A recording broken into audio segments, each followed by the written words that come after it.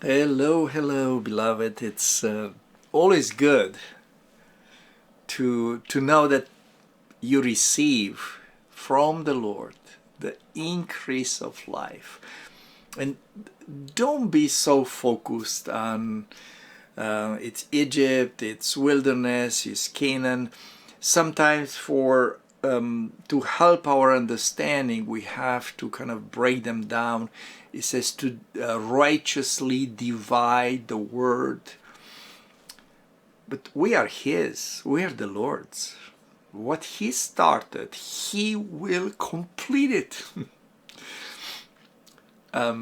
It helps not to go back, well, I'm in slavery because I cannot get rid of this, and or not have an assumption that you are where you're not. And it's good to really assess properly how your soul is growing. That's good. But we are redeemed by the Lord, by His blood. He will not slow down until He finished His work, until He brings the fruit that He died for into our souls. He loves us. He is on your side. Absolutely, He's on our side. That's the encouragement for the day. So we are in wilderness with Moses in Israel. And here's the first battle. They are in Exodus 17, it says, Amalek came and fought with Israel in Rephidim. And lots of times words, we read quickly through words, but different words, names, locations, they have significance. Because Rephidim was a place where they had the rebellion because of the waters and the food, because they were hungry. And that's where they got the promise that they'll have the manna and they'll have the meat. So that's Rephidim. So the internal fights, internal battles. And in the same place, here is an external battle. I was going to ask, do you prefer the internal or you prefer the external? Or neither? Well, wilderness will have battles, for sure. It says the flesh lusts against the spirit, and the spirit, it's overwhelmingly powerful against the flesh, wants to put the flesh where it belongs, on the cross. So there is a battle in wilderness. And this is kind of what happened, but it's the internal thing, and then the enemy. And discerning sometimes is very important. I have people say, can you pray for me? And I realize it's not really an attack from the enemy. It's more like seeds planted in their soul, in their garden of their soul, and popping up and coming to bring those weeds and those thoughts and fears and even sicknesses, sleepless nights. They are coming from the inside, not really from an enemy on the outside. But there are times when they try to say, well, is this part of the process? I'm growing, I'm going through a cleansing from the Lord, and the gardener came and pulled some weeds, but what is this? It's this headache, this mind attack, and that is an Amalek. This is an outside enemy. So it's very important to discern the battles. So today we'll focus on the external battle, how to deal with Amalek in the external battle.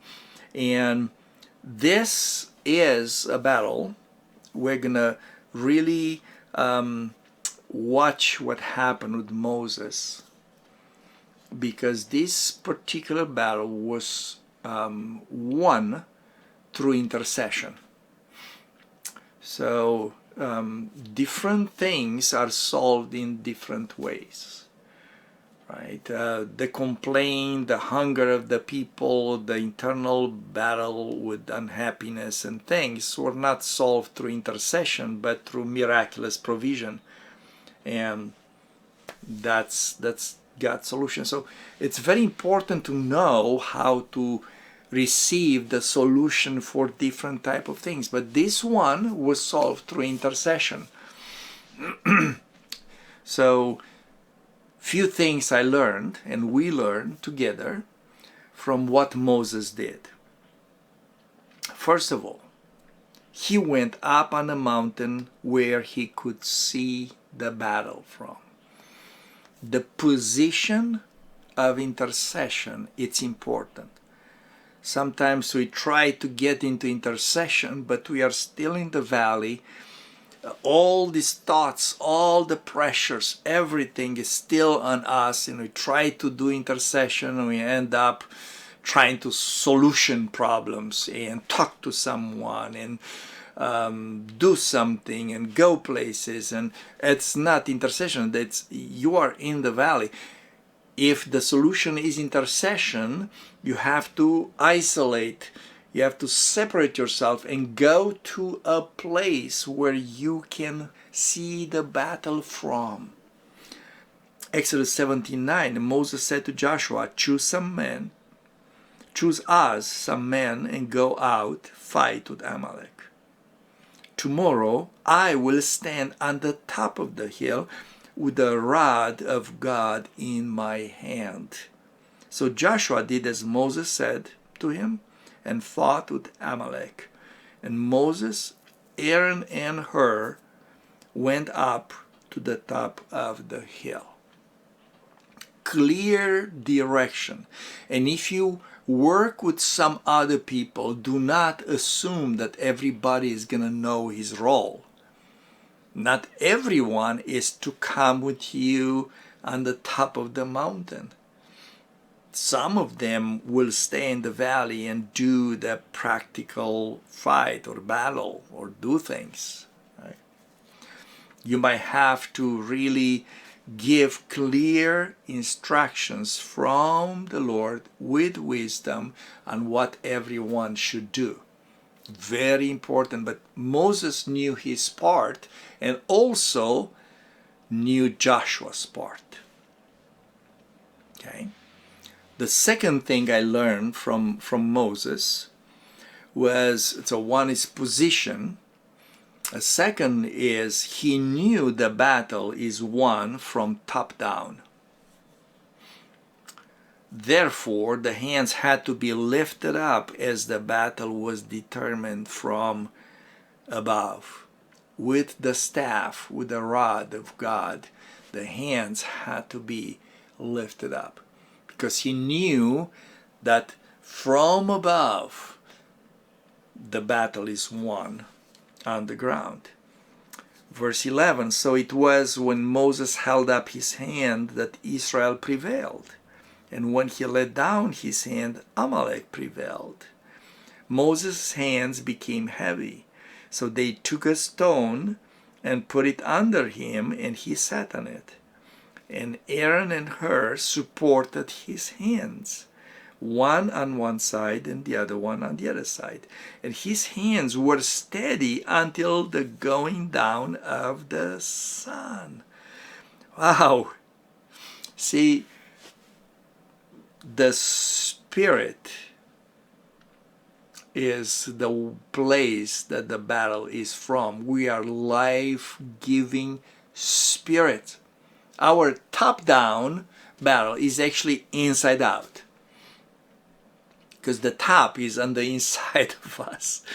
That's where the Spirit of God is, in the deepest side of us, on the inside. So our top-down is inside out. So we have to know that our intercession comes from Him.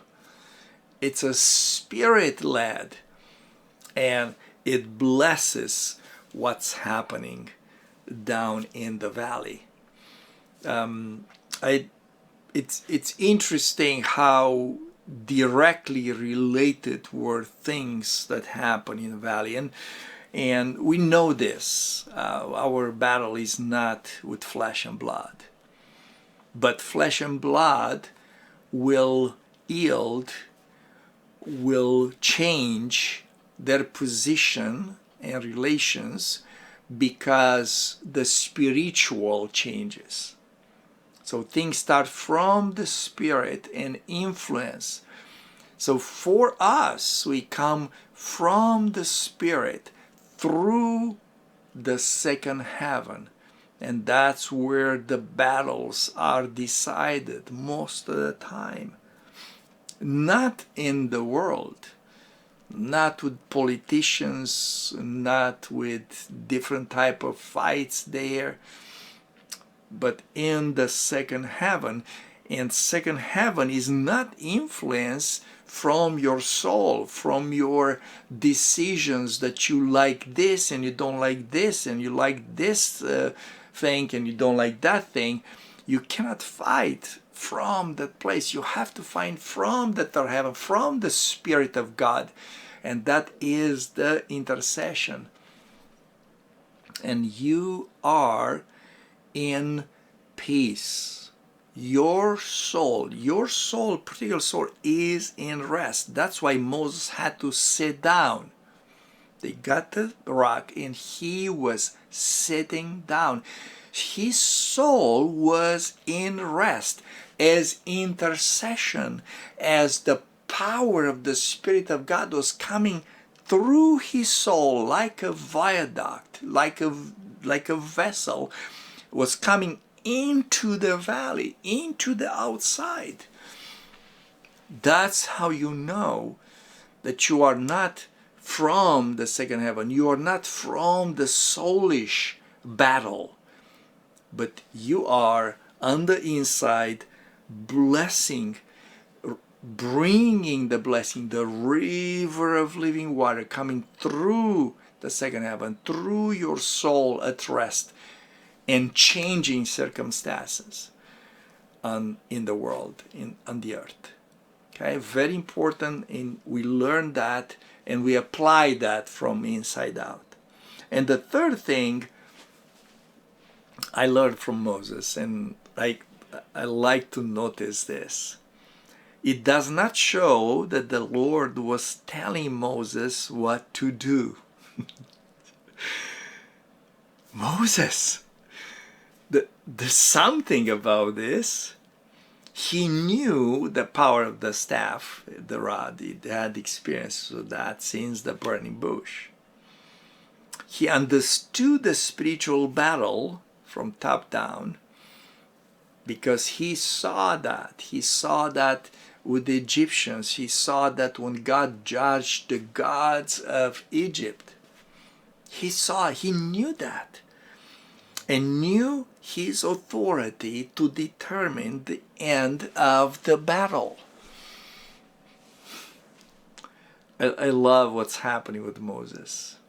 Yeah, it doesn't, I mean, he had so many moments with the Lord, and yes, he wrote the first 5 books, and he wrote Exodus or dictated somebody. Maybe he missed that the Lord showed him how to do it, but it is not written. Lots of other times that the Lord came to him, the Lord did that, the Lord said this, the Lord say to Aaron that. I mean, lots of times you see that detail, but here's Amalek, and Moses knows what to do, directs clearly Joshua. He goes on the top of the hill and he wins the battle. I love that. See, there are so many times when you are wondering, is this the Lord?